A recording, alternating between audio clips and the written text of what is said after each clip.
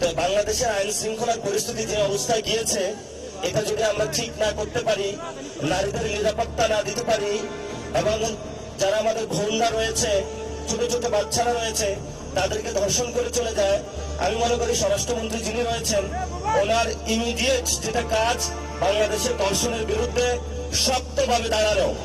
আমরা মনে করি যাদের থেকে আমাদের জন্ম হয়েছে এবং আজকে বাংলাদেশের 50% তারা, কিন্তু তাদের নিরাপত্তার অভাব বাংলাদেশে রয়েছে।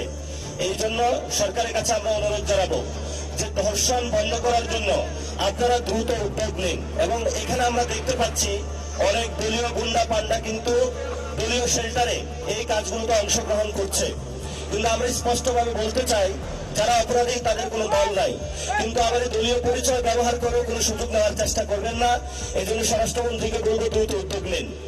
আরেকটি বিষয়, সেটা হলো আমাদেরকে বলা হয়েছিল যে ইলেকশন, নির্বাচন, তারপরে হলো বিচার এবং সংস্কার দ্রুতগতিতে বাস্তবায়ন হবে। কিন্তু আমরা এখন দেখতে পাচ্ছি সংস্কারের যে কার্যক্রম, সেটার বিরুদ্ধে হলো একটি দল দাঁড়াচ্ছে। দলটির নাম হলো বিএনপি। এই বিএনপির ভাই, নেতা কর্মী এবং যারা পার্লামেন্টে যাচ্ছেন, যারা সরকারে আছেন, আপনাদেরকে অনুরোধ করব, সংস্কারের যে রিফর্ম অ্যাসেম্বলি, সেটা দ্রুত গঠন করার জন্য আপনারা উদ্যোগ নিন। যদি এটা না করতে পারেন, তাহলে আমাদের যে ম্যান্ডেটটা ছিল গণ অভ্যুত্থানের পরে শহীদ এবং আহতদের, আমরা সেই জায়গায় আবার ফিরে যাব। তো এই জন্য রাজপথে আমরা শান্ত থাকতে চাই। আমরা আমাদের যে নিয়মিত কার্যক্রম, সেগুলো চালিয়ে যেতে চাই। আমাদেরকে আপনারা অশান্ত করবেন না। যদি আমাদেরকে আপনারা অশান্ত করেন, তাহলে আপনারা অশান্তিতে থাকবেন। এখন অনেক জায়গায় দেখতে পাচ্ছি যে প্রধানমন্ত্রী হলো গাড়ি ট্রাফিক সিগন্যালে দাঁড়িয়ে যায়। আবার দেখতে পাচ্ছি বিদ্যুৎ খরচ কমিয়ে দিচ্ছেন। আবার হলো দেখলাম স্বরাষ্ট্রমন্ত্রী হলো অটোরিকশা নিয়ে ব্যস্ত আছেন। কিন্তু একদিকে হলো ধর্ষণ হচ্ছে, আরেকদিকে হলো বিভিন্ন জায়গায় খুন হচ্ছে। তো এটা হলো বিপরীত একটা মুখী প্রতিক্রিয়া। এটা হলো আমরা শেখ হাসিনার সময় দেখেছিলাম।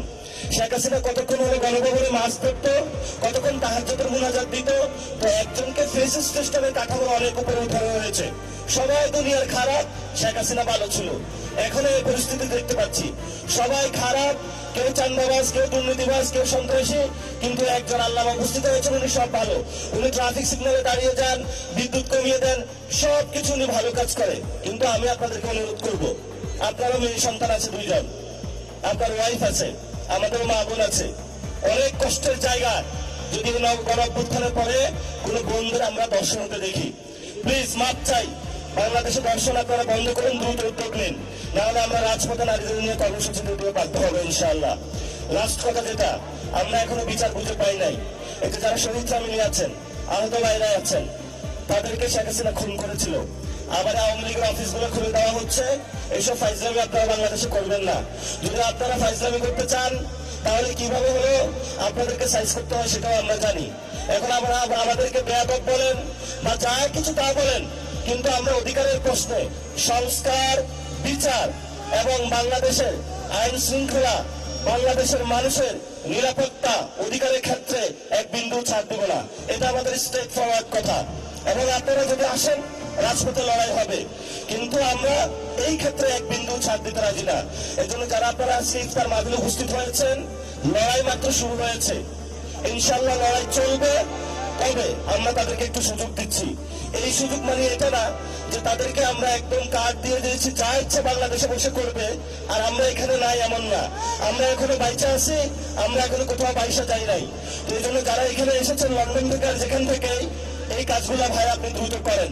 ছোট ভাই হিসাবে আপনার কাছে অনুরোধ করছি, দর্শন বন্ধ করেন, বিচার করেন, রিফর্ম অ্যাসেম্বলি করেন, এরপর আপনি একটু শান্তিতে কাজ করেন। ধন্যবাদ সকলকে, উত্তরাবাসীকে। আমি এখানে ইলেকশন করার কথা ছিল, ভাগ্যের পরিক্রমায় ঢাকা 8-এ গিয়েছিলাম। ঢাকা 18-তে চান্দাবাজি সন্ত্রাসী নাই, এটা আমি বলি না, এখানেও আছে।